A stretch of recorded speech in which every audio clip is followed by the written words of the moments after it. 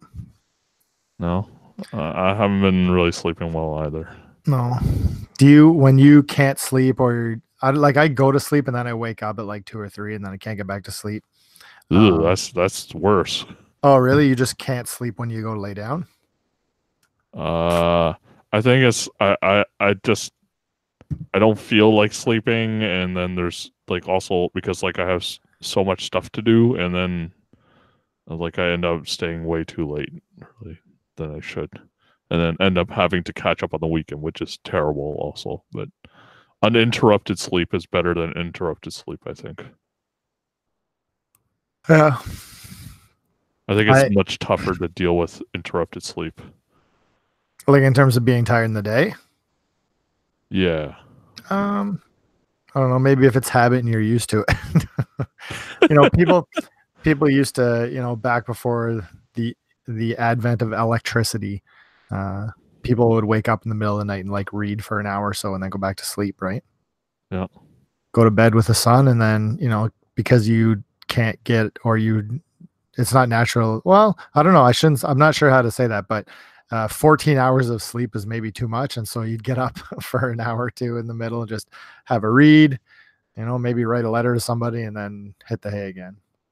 Is that what is that how much time you have? No, oh, no, no. And it's not all the time. Like just, I say just because last night, I got up at like, I think it was 3:30 Uh-huh. and I kind of laid there for a little bit. My mind starts going and then I'll just get up. So I'll get up and mess around for an hour or so and then just go back to bed. And by then I'm tired enough to sleep again. Hmm. Like me, I when I'm interrupted nowadays, it's no longer because I have to go pee or anything like that. Like it's just like I have to. It's because like some stupid alarm's gone off from work, and I have to get up in the middle of the night and answer it, sort of thing. So Mhm, mhm. that's how I'm getting into it. And then the problem is always going back to sleep. Well, there you go. Oh man. That none of that shit's good. Like when you're a grown ass adult, you want to have a nice bed, you want to like be comfortable, and you want to sleep the entire night. That's what it is. When you're like 25, like it's okay. Like you can wake up like multiple times. It doesn't do anything to you. We just bought a new mattress. Yeah. Yeah, we got a Douglas mattress. Is it like life changing sleep now for you, Um, or did I'm you have a good one I'm before? still undecided. We had a decent one before, not great. But this one's like super firm, which is good, and I like it a lot. But it's different, right? So it takes a couple nights to. We've only had it for I think 2 or 3 nights, but Spring or foam? it's foam. That's good. Yeah. I don't know about going back to spring anymore. I've like slept on foam almost all my life. Oh yeah, Yeah. there you go. You said that you didn't really play a lot of games this weekend? No, it's been a lot of Beat Saber, which is good. Like I'm still enjoying that. I have like my routine of doing that about like half an hour every day, and it's a pretty good workout. Um, and then I don't know. It's like it's been a weird time for me with work and stuff. Um, for you, it must be like I don't know, like we get into these lulls where it's like super intensive work and then like you have a little bit of time and then that's kind of like a little bit of a break, but you don't necessarily want to play a game sometimes.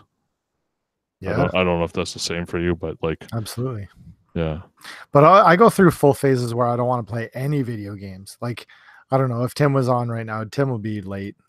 But if he was on right now, like he'd talk about how, like, I know that I go through phases of like, I'm not into video games anymore. Like, video games are not for me. Mm, And then this month happens and I'm back in hard. yeah. Like I'm kind of in a I'm very much in an anime phase right now. Oh yeah. I don't get into those anymore. I've been watching way too much lately. Like what? Nothing to be proud of. Nothing worth mentioning. No, but hey, if you're into it, you're into it, right? Like I noticed somebody the other day said, "Oh, you're like you're kind of caught up on what's cool and you like anime and stuff." I'm like, from like the 80s and 90s. Like I haven't really watched anything new in a very, very, very long time. And if I have, it's like, My Hero Academia, and that's it. adaptations of comics that came out in the 80s and 90s. Yeah, I'm not cool anymore. Not that liking anime used to be cool either. Well, I don't know. Like I've been wanting to like watch some stuff that's more like some like I don't know, it's a whole variety of things. Like some romance stuff, some like shonen stuff, like it's some like fighting stuff, some sports things. Like it's all kinds of stuff. Like there's a show called Yokosoya Ballroom, which is just like a welcome to the ballroom, which is about ballroom dancing basically. So it is that was kind of interesting because there's like basically two arcs in the entire story, and the second arc is the main character kind of finding a partner who's not like a typical Japanese girl who's like very demure and quiet. And I don't know, the dynamic there is a little bit different, and it's interesting to watch. And it's kind of built around kind of a sports show sort of setting, and that um, it's about like improving yourself and doing well and that kind of story arc. So oh, it was an interesting show. It was on Amazon Prime. It was pretty good, but yeah, like I don't know, there's all kinds of things that were out, and I'm watching all sorts of things that I'm not proud of at all, but they're entertaining. I think maybe it's not even so much that I'm not into Japanese cartoons. Maybe it's more I don't watch a lot of TV, like TV shows in general. I don't know why. I still like movies, and I'll put the time into a movie. You're not into long form storytelling anymore, maybe. Is that it? Maybe. I think. Do you find that you don't give a shit after a while? Do you like? I just so with news stories, with things I don't have any kind of connection or investment with. I don't really want to spend all this time and effort getting into it because it's going to end anyways. And so who gives a shit, right? Like, do you find that when we were younger, take something like, you know, Evangelion or Kenshin or any of the stuff where like, here's a bunch of stuff we can talk about and learn about, and information's few and far between, right? And so you kind of, you know, even just getting copies of things and learning information about anything, like what's that red book or whatever it is from Ava, like when that was first translated, like that was ridiculous. Like how much time did you spend pouring? I don't know if you did, but I spent hours and hours poring over that thing. See, here's the funny thing for me is like video game wise, I want a little bit shorter experience, and then like movie TV show wise, I want more space to breathe a lot of the time. Like it's kind of weird how I go like that. Like I would expect normally I would want, because I like long form storytelling in television, like it takes a little bit more longer time to let the characters breathe and everything and get things established. Like I'm kind of opposite of you in that way. Like I haven't been watching as many movies lately. Like I've been watching a lot more TV shows and that kind of stuff and letting the run go. And then like video game wise, I kind of like go in the opposite direction. Like I haven't finished or played through an RPG in such a long time. Like I'm looking for like a really good 10-hour experience or so, right? It's kind of weird like that, how I'm opposite on those two things. But is that because a lot of RPGs are so tropey, like JRPGs anyways? Like, and how much of it, you know, that I have a problem with sitting through story just for the sake of story. Like Persona 5, I love the game. I want to shoot myself in the head every time like the story kicked in again, because I know it's going to be me sitting through half an hour of just hitting X until it's ready to go again. Yeah, it is not told dynamically enough or in an interesting way, and just the repetition of information is difficult. But that's a Japanese thing too, though. I read an article, I can't remember what it was, and I wish I knew what it was, but there's an article online somewhere someone wrote about like the style of writing for Japanese games are very, like the Aisatsu thing, like the conversational in between. Yeah. When you try to translate that from Japanese to English, there ends up being a lot of filler. That's just Mhm. what's the point of this? Let's go. Like, just I think the thing that kills me about Japanese RPGs now is that because they put like emotes, not like the icon, but like the character emoting Yep. in between, I'll have like somebody will emote and then the text box comes up and it goes dot dot dot and then text box goes away and the character emotes again. Like, it's just there's so many breaks in between text. Like, if you're gonna do it, let me just pound on X until I'm past it. Or at least do it at the same time. Like I think Sure. like if it wasn't an RPG, if it was like an action game or something like that, or like a character action game or something, right? It would just be a cutscene where it just goes and flows through the story and explains everything and the motions there at the same time. But when you're kind of doing in that kind of like off pace sort of thing, it's a little bit difficult, I think, right? Because you're seeing it 3 times, right? It's funny because we talk about that, and that's kind of a nice segue into something else that came out this week. But Friday, No More Heroes: Travis Strikes Again came out. Yep. And it's a crazy game. It's crazy. Like, it's more off the rails than a normal Grasshopper, especially Suda game. Yeah, you're showing me screenshots of swearing and like hard swearing. Like Yeah, well, half of the game is just a very bland, like, you run around and you hit guys with your sword, and it doesn't vary really a whole lot beyond that. Like, it's fine, but it's like the enemies are reused and it's quarter after quarter. Like, it's not really that great a game. that sounds like No More Heroes to me. No, but No More Heroes is more than that, I would think. In any case, I really like the series a lot, and I'll be a fan forever because Travis Touchdown's amazing.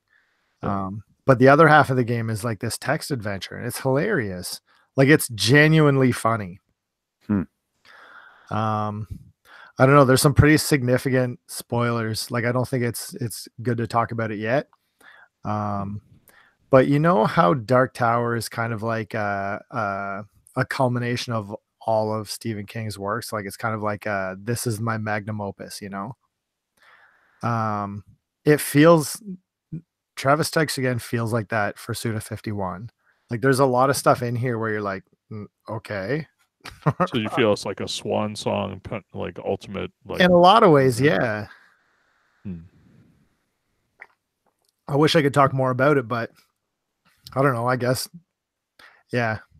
If you have any, do you still like his? Do you still like his personality? Like I know you like you find that like Travis is written kind of like interesting in a lot of different ways, but he's kind of like a chivalrous asshole, but he's I don't know. He's not really chivalrous. He's kind of a dick. And do you feel okay with that still? Like it's now a few years since that's happened, right? Yeah, I mean, he's a shithead. That's his character. Like, no, they're not trying to make him something he's not. He's a dick. Yeah. Like, he's not a good person. And he gets shit on a lot, and that's how, like, he never really but not really. Like, yes, in some ways, but at the same time, like, he's the world's greatest assassin, right? And so anytime anybody starts talking shit to him, he's like, well, time to put you down, and he always comes out on top, right? So it's, I guess, somewhat of an adjustment to his character, but at the same time, he lives in a trailer and he's I don't know. It's not aspirational. Well, no, because he's already achieved his goal, right? I never bought that whole argument people have. It's like, if you make a bad character, you got to go out of your way to make sure people know that not to emulate that bad character. I never really understood that argument. You know what I mean? Like, to emulate Travis? Well, any bad character. Like, if the character does something not good, just because, like, it's like the storyteller's got to go out of their way to it's almost like breaking the fourth wall or something. Like, well, you gotta put this in so that people don't know you're trying to say this is a good thing to do. It's just a really weird idea that I've been hearing a lot more of the last maybe year or so, where people are like, is this character like racist because blah blah, and you're like, but that if the character can be a racist, it doesn't mean the author is advocating racism. It's a weird idea, you know. But you know that's like the modern climate, right? Like, you gotta walk on eggshells and you can't make anybody whatever. It's got to be super vanilla.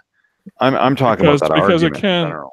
because it can influence like, and I'm not I don't mean to say that like as a society it should be that way, but like I don't think any author who is conscious about that sort of thing wants their work to be wants to influence like a certain segment of society in that way. You know what I mean? Like they don't want their work to be held up as like, well, this is what this means, right? And all that stuff. But like I get what you mean. Like for something like Game of Thrones, right? A lot of shitty people and people who do the most ruthless thing always come out on top on that show, right? It's not like always where the good guys are going to make it in through at the end of the day, right? But Travis is shit too, though. Like that's what I mean, though. Like he's like you say about an author, a creator making something. Let's say that. What am I trying to say? Travis is a shithead, and he's like the biggest weeb ever. And less so in this game. I'm a little bit disappointed. I kind of miss that side of him, just because it makes this character even more absurd, right? And I don't think that Suda is trying to make him anything. I think he's just a shitty person, right? Like I don't think there's a message. I don't think that it's supposed to be like it's supposed to attract a certain type of person. Like I think it's hilarious because he's an asshole. I think it's hard. Like you can't stop some people from enjoying the thing you created in a way that is probably negative, right? Like, but doesn't matter anyways, because once you put it in the world, you're dead. Too, apparently, like the I don't know. As far as I'm concerned, the author is dead as soon as that work is released, right? Like you can't change the story once it comes out. Well, unless they start commenting on it after, like unless you're J.K. Rowling, right? Harry but Potter. That's exactly what. But that's what I'm talking about, though. Like, just ignore that shit because it's irrelevant. Like the work stands on its own. Personally, that's how I look at it. It doesn't matter what happens after that. Like, release a separate book if you want to talk about what happens after the fact or whatever. But if you have a piece of work and that's the last thing you do, or you never comment on it again, then it doesn't really matter what you say because this exists without you. So I think of that in two different ways. Like one of them is like, you know how Dave Chappelle left Chappelle Show? It was extremely successful, and he left it because he didn't like the way how his work was being twisted, or at least like taken like and held up in a certain circle as like as something like that he didn't want to be a part of that, right? So he walked away from it. Of course, the stuff's out there. It's not like he can walk it back or anything, but it's out there now, right? But he chose not to participate in that way anymore, and is like thinking a little bit more about like what he wants to say out there, right? And then the other thing that I don't know, did you guys ever get into the whole Animorphs set of books? No. It's pretty amazing series of books back in the 90s or so, and it's amazing because like the author basically wrote it as a wartime story, even though it's like a kind of kid adventure about being able to turn into animals and stuff, and a lot of shit happens at the end. Like a lot of the kids don't come back. A lot of the kids who were like idealists and the people who were like the kids who are good didn't come back alive in that series, you know. Like and the author said like because like they basically structured the story as such so that you could get a taste of what happens like after a war, like who benefits from a war, who comes back from a war. Like it's not always the frontline soldiers, it's not always the people who are the best people, the idealists. Like she purposely structured it in a way so that like it's in her view and from her research, this is what happens after a war. And so it's really interesting because it's a young adults novel, but it's got this very clear message at the end from her, and she's written about it afterwards. So there's different ways that you can take that, right, and like kind of write a narrative about it. And something like Travis Touchdown, like I'm curious as to whether they've grown the character somewhat or like made him like do more in this story rather than like just be the shithead he always was, right? I think he's doing less in the story. Like I think Yeah. I think that they had an idea for a game that might be interesting and fun to do, and let's throw Travis in it, and then it's just very slipshod. Like this is sure it's Travis touchdown game. Like this game could have easily existed without Travis, I think. Yeah. Like it wouldn't because the world fits him so well. It just I don't think it continues his character at all. Although he does have one throwaway line near the beginning, which I wonder if they'll come back to. But he says something about leaving his wife and kid. And I was like, what? What? Yeah. All right. So I thought that was kind of interesting. Is that a continuation of the story that they had? But it was just a like one quick throwaway line of dialogue, like in the middle of a bunch of other stuff. Huh. And so I don't know if it was just like supposed to be tongue in cheek, or it just seemed like, okay, that's different. But this game, if you love video games, I think that you need to play this game. Like it does the fourth wall thing better than I have ever seen in anything else. Like usually fourth wall stuff is stupid shit, right? And like he even makes mention to, I can't remember what he calls it. He makes reference to Deadpool and saying like I was doing this shit long before Deadpool, like this kind of thing. But without saying Deadpool, I can't remember what he did instead. But like he's making reference to like different media pieces, like I don't know. Can I give? It's not spoilers, but just like cameo stuff. Like fucking Epona from Zelda's in this game. That's kind of funny. It's weird. Yeah. There's like a whole level based on like a different, like the entire level and characters are based on a different video game. It's I don't know. I play this game and I just shake my head like, what is this? You know? All right. Who was this made for? Well, and me, I guess. Yeah. Like the comedy hits so well in the text adventure stuff. Like it goes against everything I like about video games, right? Like I'm not a big fan of like the graphic novel thing. I am not a big fan of like recreating CGA graphics, which is in CGA graphics. Like I'm not a big fan, like all of this stuff, like massive breaks in the action where all I do is hit button over and over and over to read the story. You did like Obra Dinn last year, so this is yeah, but even Obra Dinn, most of the time you're walking around doing things. It's not the same at all.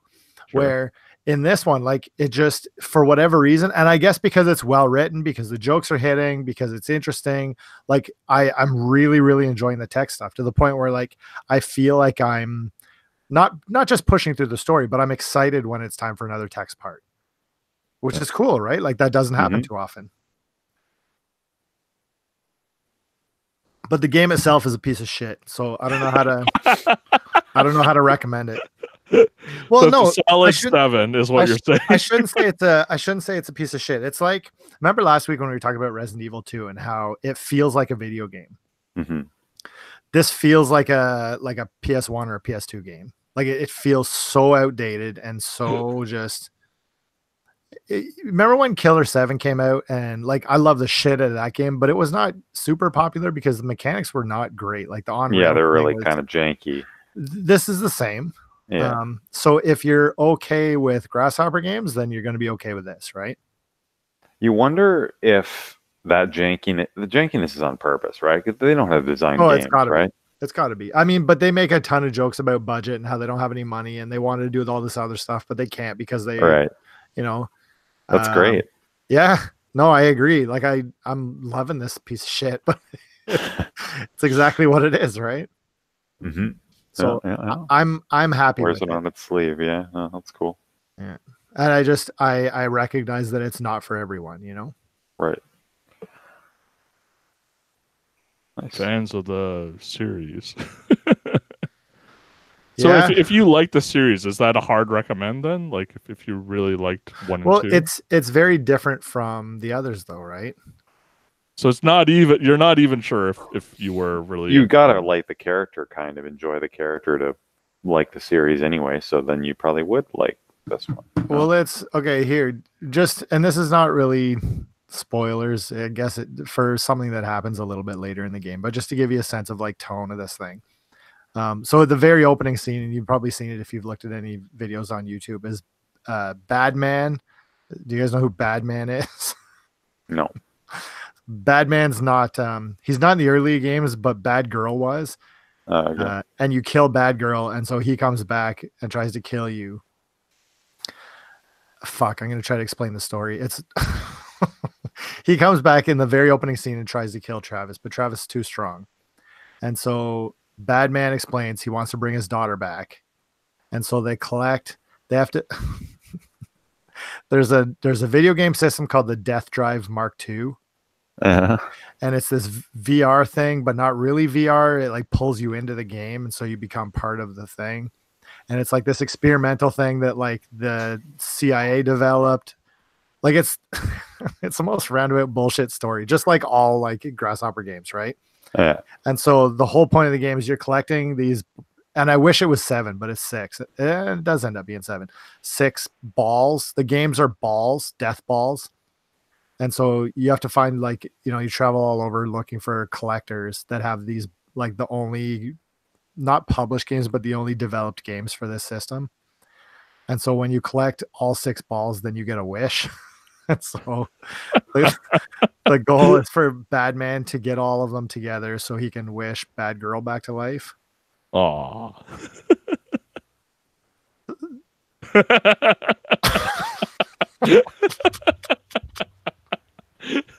Sounds about right. What are you talking about? I thought that you said this game had no heart. It's okay. Well, I don't know. Do you give a shit about spoilers? Like, it's not the very end of I'm the not game, gonna but play it. it's getting closer to the end. Do you care about this, Kenan? I don't. It's just the people who are listening.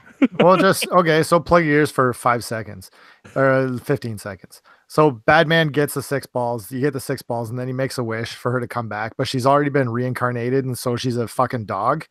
And so now, like, the dog Bad Girl, who is now Bad Dog, is like lives in the trailer with you, and she's got like anime eyes. It's fucked. Like, this game is fucked up.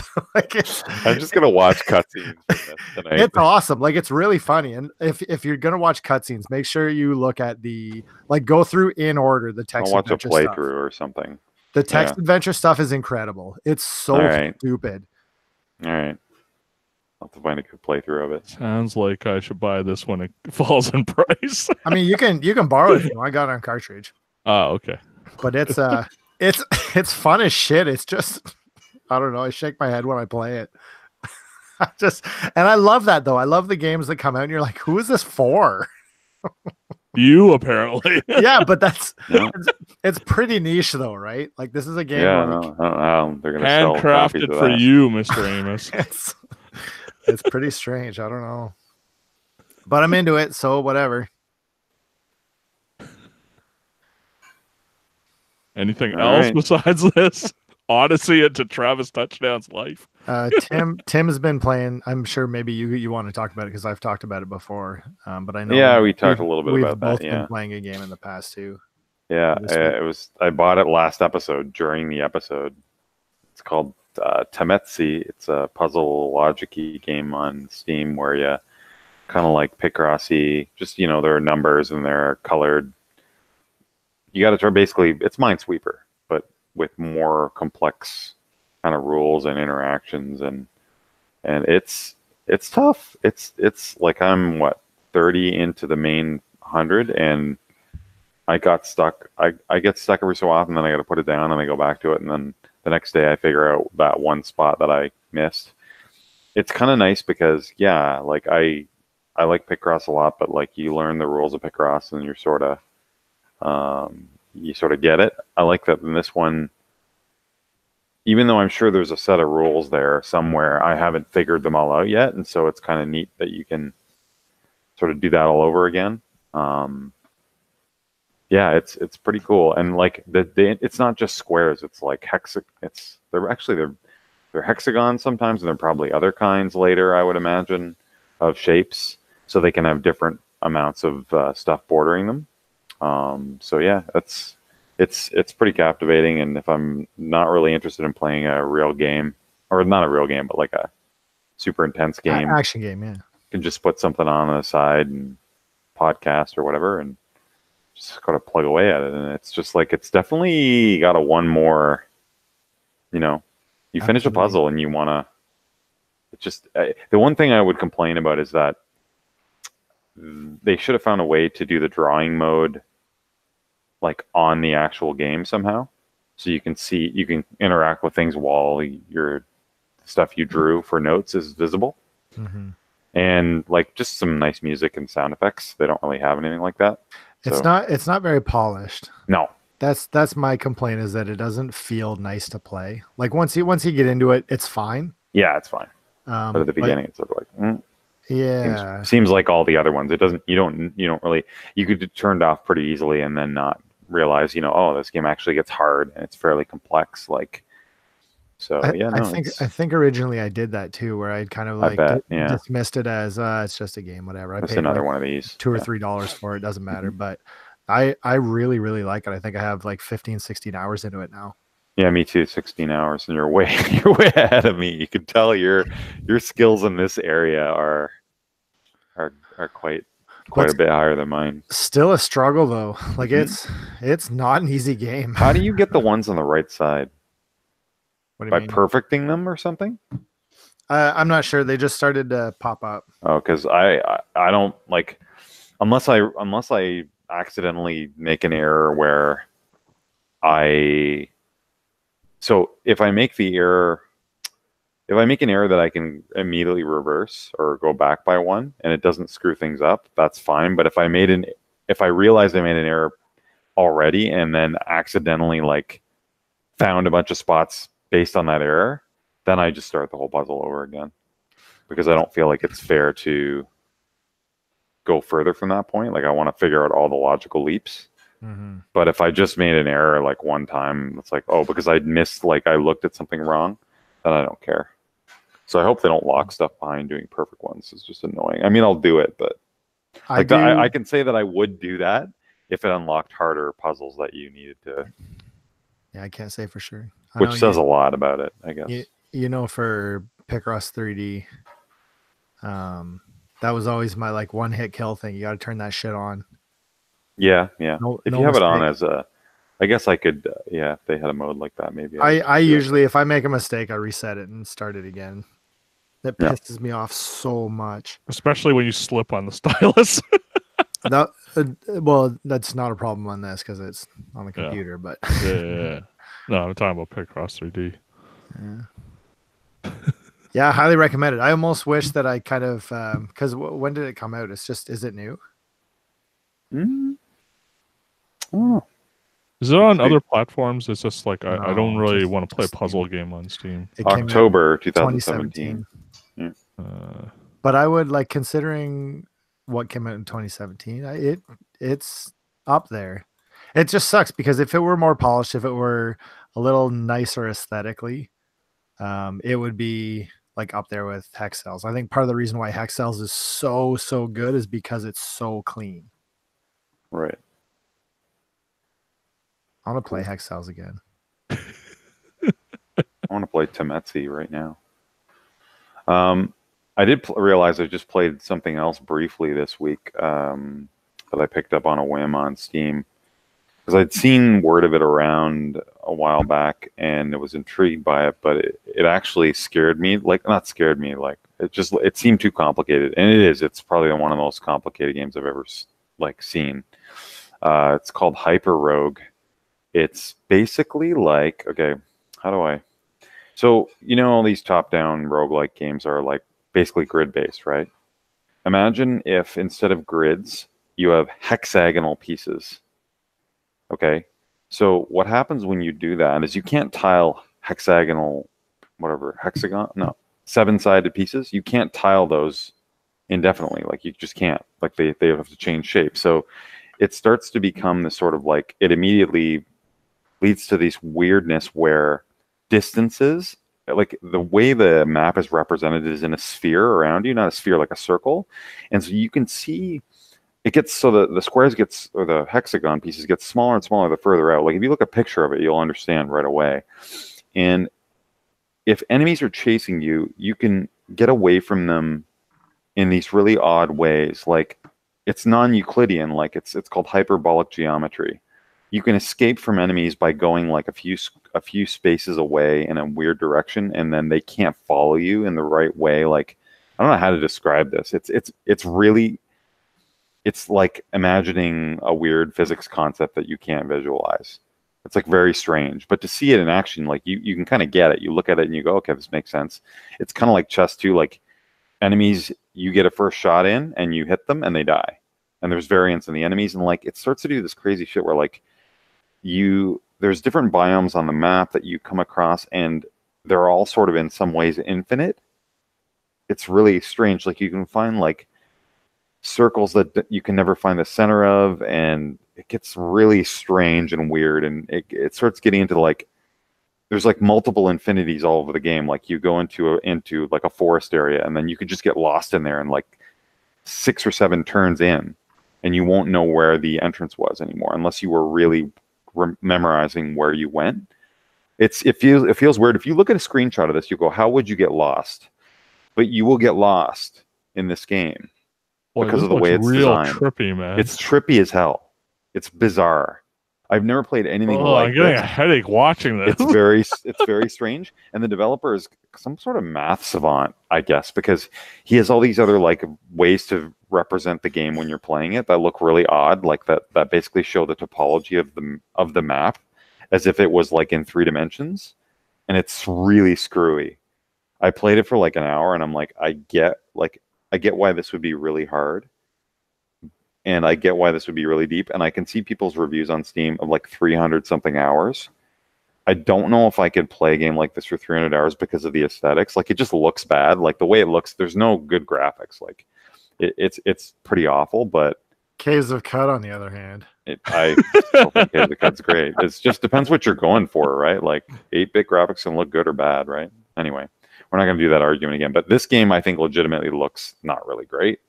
There's not really any Caves of Cut, man. music. There's not really any music or sound effects, really. But the idea is incredibly unique, and there's nothing like it. It's just strange. Like just describing it, I still don't like. Read some reviews on this thing. It's screwy. Like I don't know how to picture it in my brain. So yeah, you can see Keenan. It is bizarre. So anyway, I played that for a bit, put it down, and then I think I went back to Caves of Cut, and it was like, okay, this is normal now. This is just because reality. It's not this weird fisheye lens thing that's doing it. Just, and that's the only way you can represent that, right? Like that's the only way you can visualize that in a normal way. Or not look at it ever. But yeah, look at some video on it, and you'll get it. Like it's weird. If you're still listening and you want to know what this game is called, it's Hyper Rogue. Hyper Rogue. It's called Tiling Your Bathroom, the game. That's the game you were playing last week.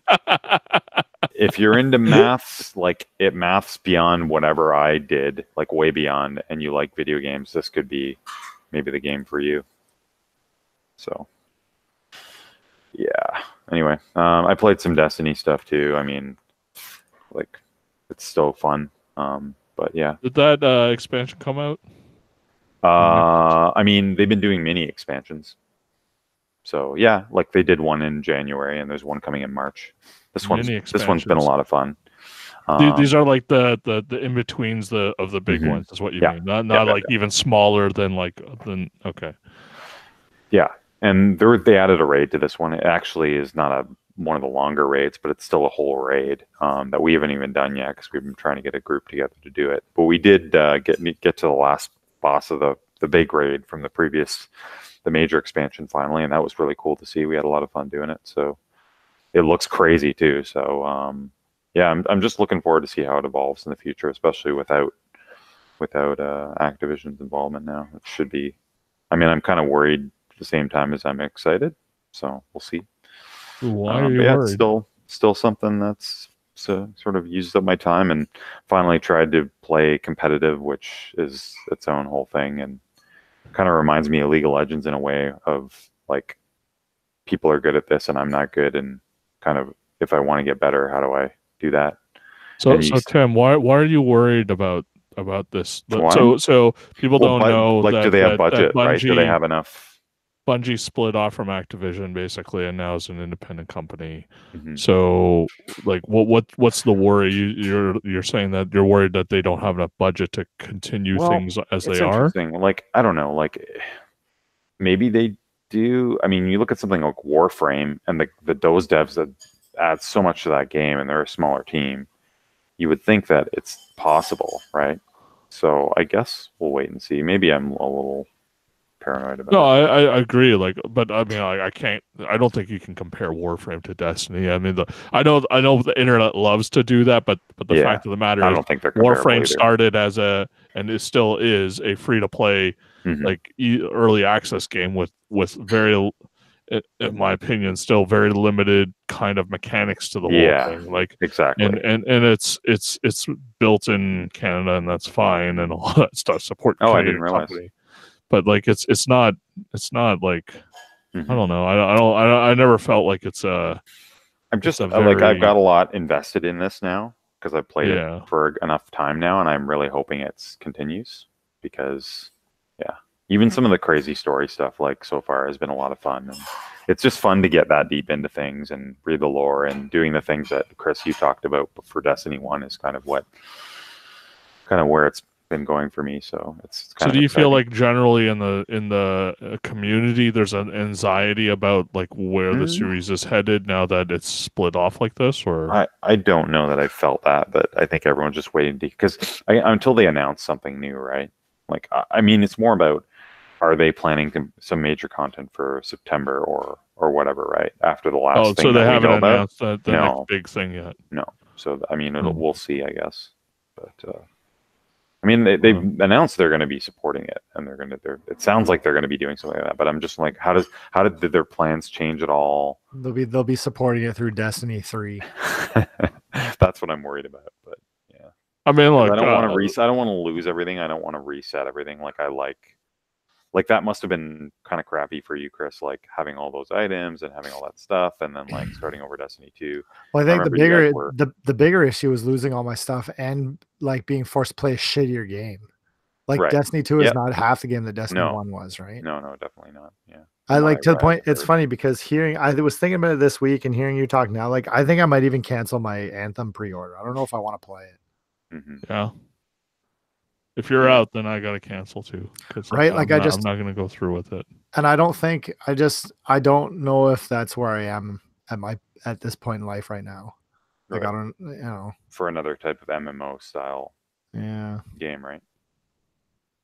Yeah, I don't think I'm feeling it. Mhm. I don't know. There's like a free like beta weekend or something. Yeah, I coming saw up. that for pre-orders. Yeah. But there's one another for one later, pre-orders, yeah. but there's another one later. I Mhm. think Yeah, maybe I'll just play that and see. yeah, just try that one out. I mean, that shows their confidence too, right? That they're like, hey, everyone can play this instead of just pre-orders, right? Mm. So that's maybe. I'll tell you what, good Tim. sign. Like Bungie was bought out by Microsoft and then got bought out by Activision. I'm sure if they get to a place, somebody will buy them out. Yeah. So I don't think you have to worry too much. And I'm finally now adapting to using a controller for a first-person shooter. So that's kind of nice too. It's like I hated it at first, and I still kind of hate it, but Yeah.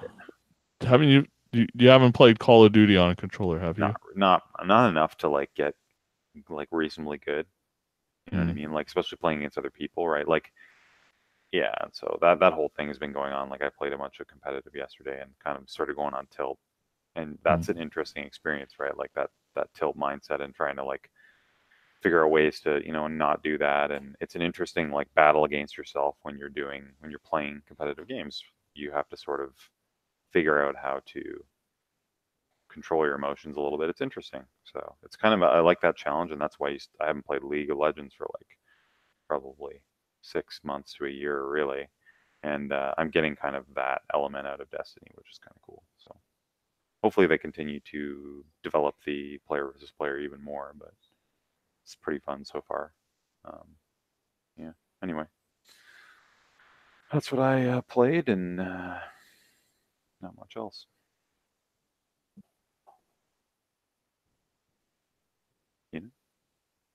Me? Oh, Did you it's play? Beat Saber Not much. basically. Oh, really?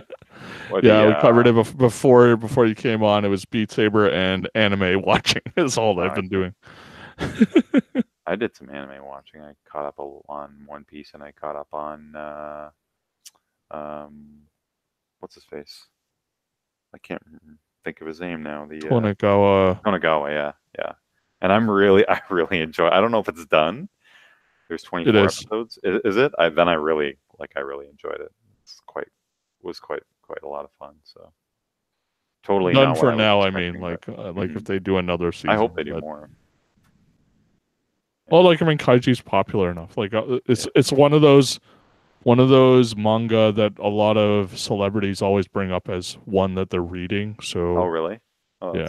That's a good sign, I guess. I assume. Yeah. Yeah. Yeah. I mean, I liked how partway through, spoilers for Tonegawa. Chris, are you going back to it? Probably not. Yeah. It starts to involve a secondary main character, which is the dude from the dice game. And it's half the episodes are him going on excursions in the city with his day pass to eat different foods and make most optimal use of his time to enjoy the 24-hour period. It's one of these slice of life. It's kind of why I enjoyed that stupid Netflix Japanese show with the old man going around eating food at different restaurants. That Samurai Gourmet or the Tokyo Diner. Yeah, that's right. Samurai Gourmet. And it has elements of that, and it's just funny, and he becomes kind of a funny character too, even though you hate his guts in the actual show. Yeah, I don't know. And there's personnel changes that are really funny, and they keep updating the opening based on what happens in the show, and that was quite funny. And yeah, just relaxing to watch, funny and nothing serious. So kind of in the mood for that lately. Yeah. I guess the other thing I can say is that I've been playing a ton of Smash Brothers this week. What? Who's your main now? Same thing? What happened, man? Maybe Ike and Bowser. It's interesting how what's happening in your life affects what games you're okay to play, right? Jane's got a friend who, I think I talked about this. She's got a friend who has Smash Brothers, who lives very, very close to us, just across the road. And so Jane and I kind of go to Callie's for a little bit. I'm like, you have dinner in an hour. She's like, can I go for an hour? I'm like, well, we can call and see, sure. So she'll go over and the two of them just, when she goes to Callie's house, the two of them play Smash Brothers. It's crazy. That's cool. It's weird to have that, removed from parents and stuff. It's not that they play with Callie's mom. It's not that, the two of them play, which is super, super strange. And she asked if, I guess Callie's mom had asked if she wanted to sleep over on Thursday because there's a PA day on Friday. And I asked Jane what they were going to do, and she's like, our plan is pretty much just to play Smash the whole time. I was like, what? It's that part's really, really strange, right? Right. And so we've gotten into a bit of a habit where we'll have dinner, and then the three of us will go downstairs and play Smash for half hour, 45 minutes, almost daily now. That's cool. And it's fun. Did you have that when you were younger, like a game where you were playing or going over to a friend's house every single day, sort of thing? Yeah, every game that came out, right? Anything that came out that you didn't have or that you had and someone else didn't, then that's what we did. Is I'm gonna go to this kid's house to play this game, right? It's not so much about the kid; it's more about what game can I play. I didn't get that much of that when I was a kid. I mean, I think, well, maybe I was doing it, but the other kids weren't so much interested in that. I would go to their house and then want to play their stuff, but I don't think they were always not into it. Super.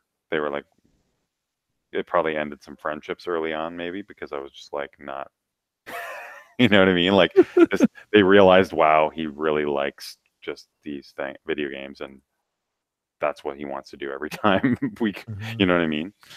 And well, so maybe if we had known each other, it would have been a different story. But. Yeah, I had a buddy in high school, Terry. I'd go over to his house every single day. Terry. That's cool. Before dinner, I'd play there for at least 2 to 3 hours. We'd go through Street Fighter Alpha 2 and Soul Calibur and everything, and just keep playing fighting games all the time for most of high school. It's where you cut your teeth, man. It is. That's how you learn. Yeah. I don't know. We play basketball and tennis sometimes, but yeah, I'm sure you mostly did. video games. I like my kid. She's terrible. Yeah.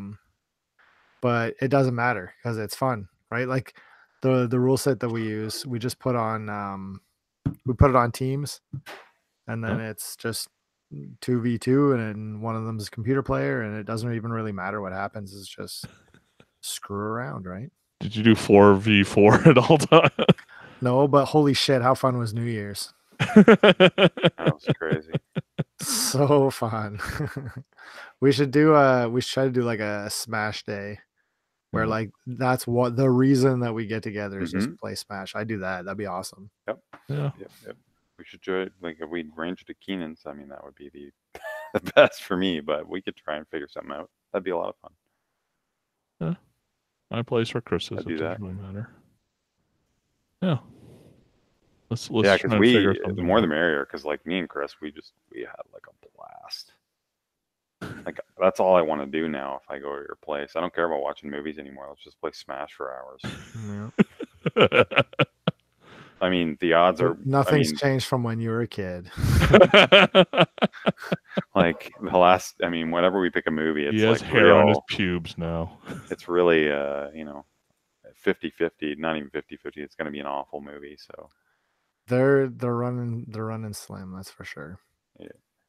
I rewatched Reanimator this week. yeah, so I was just looking at your letterbox. Saw that. It's still fun. It's good. Yeah, he's awesome. He's also what's his name again? That actor. He plays a major character in Star Trek Deep Space Nine. That's really good. That guy. He plays multiple characters actually in different Star Trek shows, but he played a long-running character in Deep Space Nine, and it's really fun to watch him in that show as well. He really gets to chew the scenery and get into it. I think we're done. No, we're not. Well, Let's talk about Star Trek. next week's a big Resident Evil, right? Mhm. I think it unlocks midnight Thursday, Does it? and I think I'll be playing it then. I will be waiting to pick up physical. Maybe I will there be might staying some far away. midnight launches. Yeah, you're not interested? I'm not gonna do survival horror ever again. After what? Why? Because it's a waste of money. Because I'll never get past like an hour like any of those games because I'm too scared. Yeah, really? I hesitate with that too. I'm a little nervous about it. I mean, the last time I gave it a real good go was Resident Evil 4, and no. Oh, that the furthest I got ever you, then. the furthest I ever gotten was Code Veronica. Like I made it to the first disc, but no. 4 gets goofier the further you get. Actually. I didn't think 4 was that scary. No, it's scary at the beginning, like in the village, but then it just gets sillier, like and crazier and more B game like the first. Not like Resident Evil 2. Well, Resident Evil 2, I don't know. I mean, not in that way, but I mean, it's still it's not like Resident Evil in general is different than most horror games. I think it's always a little more campy and a little more, But yeah. By the way, you didn't pick up 6, Chris? I thought you were gonna. I did. It sucks. It's not. I thought it would be perfect. No, it's terrible. That's too bad. Oh well. I think about Resident Evil 4, the thing for me was that I don't like crowds too much, and I really didn't like being surrounded in that village. Yeah, you might want to stay away from Resident Evil 2 remake then. No, thank you. All right. I guess we'll lots to talk about next week. Sure. But all right, we'll talk to you later then. All right. Have a good week. Bye. See you later.